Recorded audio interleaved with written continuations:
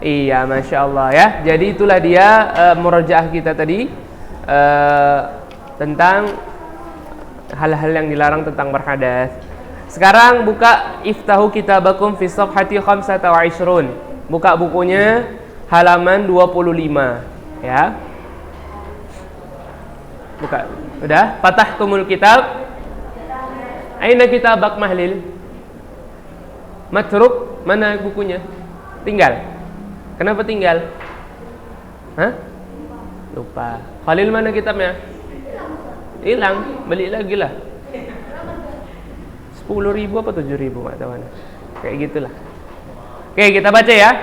Sifat salat Nabi. Sifat salat Nabi. Sallallahu alaihi wasallam. Sallallahu alaihi wasallam. Satu. Bersuci. Apabila hendak melakukan salat, seorang muslim diwajibkan untuk bersuci terlebih dahulu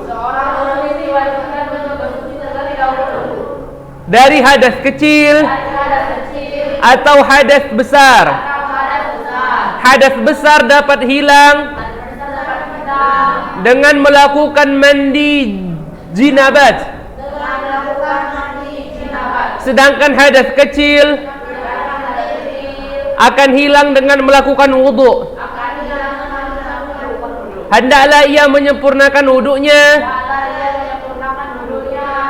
sebagaimana wudu Nabi sallallahu alaihi wasallam. Iya, jadi bersuci ini dari hadas besar dan hadas kecil. Apa contoh hadas besar ya ikhwah? Hah? Berak kecil ya, buang air besar tuh hadas kecil. Apa? Mimpi basah berhubungan ya. Terus apa semalam mana katakan selain itu? Nah, dan sebagainya ya. Hadas kecil termasuk di dalamnya 5 pembatal wudu. Ya, apa 5 pembatal wudu? Keluarnya sesuatu dari 2 jalan, yaitu kubul dan dubur. Yang kedua apa? Kentut. Yang ketiga apa? Memegang, hilang kesadaran atau pingsan, ataupun juga tidur nyenyak. Yang keempat apa? Memegang kemaluan dengan nafsu ya, kemaluan diri sendiri ataupun orang lain ya. Jadi antum kalau main sama kawan antum bisa batal, jangan dipegang-pegang. Yang terakhir apa? Makan daging unta ya, tapi minum susunya enggak ya, minum susunya enggak, dan juga makan kuahnya lebih baik berwudu sebagaimana dijelaskan di dalam kitab ini. Oke? Paham? Oke, yang kedua ini lebih penting lagi, tidak kalah pentingnya. Yang kedua, sutrah, penghalang atau pembatas. Ia memulai dengan menjadikan sesuatu sebagai sutrah, penghalang atau pembatas, di mana ia salat dengannya. Hal ini dilakukan apabila ia menjadi imam atau ia salat sendirian. Tinggi sutrah minimal 46,2 cm. Iya. Jadi sutrah ini ya. Jadi ketika antum salat, itu antum harus berada di dekat sutrah, penghalang. Jadi kalau antum misalnya antum salat ya, kalau misalnya antum salat sunnah di masjid gitu, terus antum di saf 2, 3 itu nggak ada sutronya, nggak diperbolehkan. Antum mesti meletakkan benda ya, yang kata Nabi Sallallahu Alaihi Wasallam itu seperti anak kambing ya kan. Ini kalau di buku kita 46,2 cm. Kira-kira berapa 46, ya sebotol minum antum lah. Ya, antum harus letakkan benda ya di atas tempat, misalnya ini tempat sujud antum. Nggak nampak yang sana ya. Misalnya ini tempat sujud ya. Di batasnya ini antum letakkan sutrahnya ya. Boleh juga sutrah itu punggung kawan kita, boleh juga orang ya. Jadi kalau misalnya ada orang duduk di depan, antum sholat di belakangnya, dia sudah menjadi sutrah antum. Dan ketika orang itu pergi ya, antum boleh mendekat sutrah yang terdekat. Misal, cok pinjam Khalil. Khalil. Najib. Misal ini orang duduk ya. Dengar, tengok Ustaz. Misal ini orang duduk. Ya kan? Kita sholat. Rupanya orang itu bergeser. Ini dinding ecek-eceknya.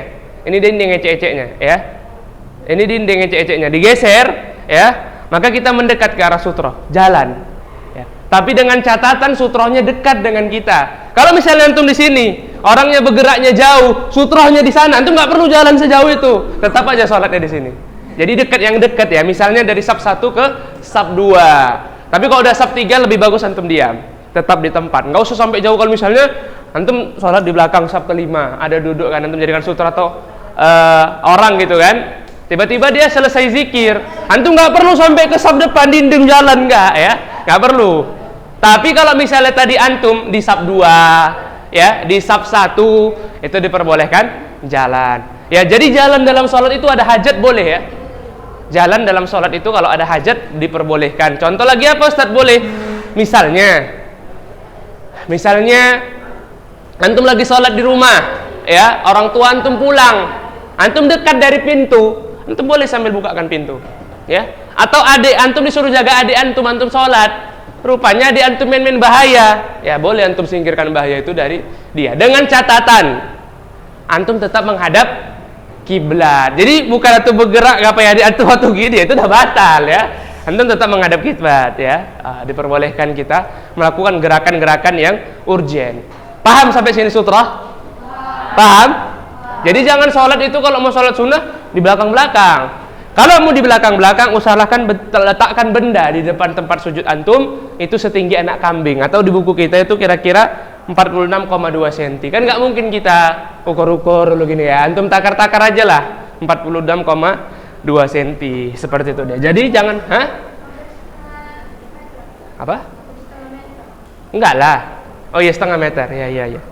Dan ya ikhwah, itu juga fungsinya kalau misalnya untuk sholat di belakang, orang mau lewat keluar enak gitu kan, nggak harus melangkah-langkahi. Terus Ustadz, pertanyaan lah mungkin sama antum, kalau orang yang sholatnya nggak pakai sutroh, kita lewat semana batasnya? Kita sebatas melewati tempat sujud dia. Maksudnya kayak mana?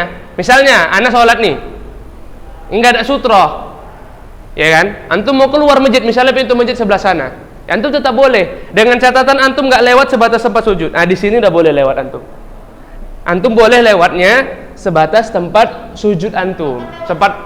Iya, lewat sab dari tempat sujud dia itu udah boleh lewat. Yang nggak boleh itu kas di depannya, itu haram ya. Itu haram dan itu termasuk dosa yang sangat besar. Kecuali anak kecil ya. Anak kecil nggak paham dia. Anak kecil merangkak emak sholat, ya nggak masalah ya. Seperti itu dia. Oke. Sekarang yang ketiga ya. Yang ketiga. Meluruskan shaf atau barisan. Kemudian apabila menjadi imam, hendaklah ia menoleh ke kanan seraya berkata, istawu, luruskan, dan menoleh ke kiri seraya mengucapkan istawu. Itu yang singkatnya. Misalnya teman-teman jadi imam ya kan di rumah nih ya kan, sholat sama umi sama abi ya kan, menjadi imam. Nah, jangan lupa ya, minimal antum menjadi seorang imam, antum memperingatkan makmum mengatakan istawu. Ini sependek-pendeknya ya, harus ada diingatkan ya, istawu, luruskan, maksudnya sab. Kalau antum mau panjang, istawu sufufakum boleh, atau sawu sufufakum boleh. Fa inna taswiyata sufufi min iqamati shalah atau min tamami shalah boleh ya. Ini banyak hadis-hadisnya. Kalau antum nengok di Masjidil Haram, kalau antum nengok di Masjidil Haram, sawu wa tadarasu ya kan, luruskan, tegakkan apa namanya, bahu sama bahu dilangkitkan, nah kan itu seperti itu. Banyak hadisnya ya. Tapi minimal yang paling singkat ketika antum menjadi imam ya, antum mengucapkan istawu. Antum periksa dulu ya, antum periksa dulu barisannya ya, jangan mencong-mencong. Ini mau ngadep Allah ya. Sedangkan tentara aja kalau baris kan, orang kanan, orang depan, istirahat di tempat. Ini mau ngadep Allah, salah-salahan barisannya, nggak mungkin kan? Makanya harus kita perhatikan. Jangan jadi imam nyelonong, Allahu Akbar, nggak ditengok. Makmumnya masih ada yang lari-lari, masih ada yang pakai sarung. Jangan ya. Antum perhatikan dulu makmumnya. Kalau makmumnya udah siap, baru mulai takbiratul ihram. Ini juga ya, kurang adab ya. Kalau misalnya kita jadi imam, begitu selesai iqamah, kita langsung Allahu Akbar tanpa nengok-nengok belakang. Sementara masih ada yang mau pakai sarung, betul di sarung, masih ada yang mau ngelap bekas wudhunya, masih. Nah, nggak boleh ya. Seperti itu dia. Makanya antum minimal lihat ke belakang. Kalau antum lihat udah rapi, nggak antum bilang istawu pun nggak apa-apa. Kalau misalnya antum udah lihat udah rapi ya, misalnya udah rapi, udah sejajar gitu kan, udah lengket bahu, bimangkidi, bahu dengan bahu ya, kaki dengan kaki ya, kaki diperbolehkan rapat dengan sempurna ya, ataupun tidak dengan sempurna, tidak masalah ya. Yang paling utama itu ketika di awal sholat harus rapat dengan sempurna. Ketika rakaat kedua, ketiga itu boleh dilonggarkan seperti itu dia. Tapi kalau bahu ini harus nemplek ke sebelah. Nah, seperti itu dia. Oke, paham ya? Antum ini calon-calon imam laki-laki kan, antum banyak hafalannya ya. Kalau antum nanti udah SMA aja udah jadi imam sini. Anak ulun tua kalau Ramadan itu Bang Fikri kelas 12 kan? Nah, jadi imam dia udah. Imam salat rawatib. Oke, kita ulangi ya. Tapi nggak usah isinya. Sampai yang ketiga dulu. Sifat salat Nabi. Bersuci. Dua. Sutra atau pembatas. Tiga. Meluruskan saf. Sekali lagi ya. Sifat salat Nabi. Satu. Bersuci. Dua. Sutra atau pembatas. Yang ketiga, meluruskan saf. Ya, apa sifat salat Nabi? Enggak lagi ya. Apa sifat salat Nabi yang pertama ya ikhwah? Yang kedua? Atau ulangi, apa yang kedua? Iya, yang ketiga apa? Masya Allah. Jadi itu aja yang dihafal ya. Keterangannya paling yang masalah sutrahnya itu antum hafal tingginya ya. Jangan kurang dari kira-kira 46 cm. Ya kan tuh kan bisa hitung-hitung. Kira-kira 46 cm itu ya sebetis anak inilah. Lebih ya bagus. Ya tembok ini kita sholat hadap tembok. Ya antum sampai ke langit pun nggak apa-apa. Nggak apa-apa. Yang nggak boleh tuh kurang. Misalnya antum cuma ngeletak handphone gini kan. Nah ini nggak bisa jadi sutra. Berapa tingginya cuma ini? Nggak bisa ya. Nggak bisa. Handphone nggak mencukupi tingginya. Nah seperti itu dia. Oke lah ya. Nah insya Allah kita lanjut fikihnya minggu depan, masalah niat dan selanjutnya ya, dan insya Allah kita bisa diperjumpakan oleh Allah lagi insya Allah. Oke, kita tutup dengan doa kafaratul majelis. Subhanaka Allahumma wa bihamdika asyhadu an la ilaha illa anta astaghfiruka wa atubu ilaih. Assalamualaikum warahmatullahi wabarakatuh.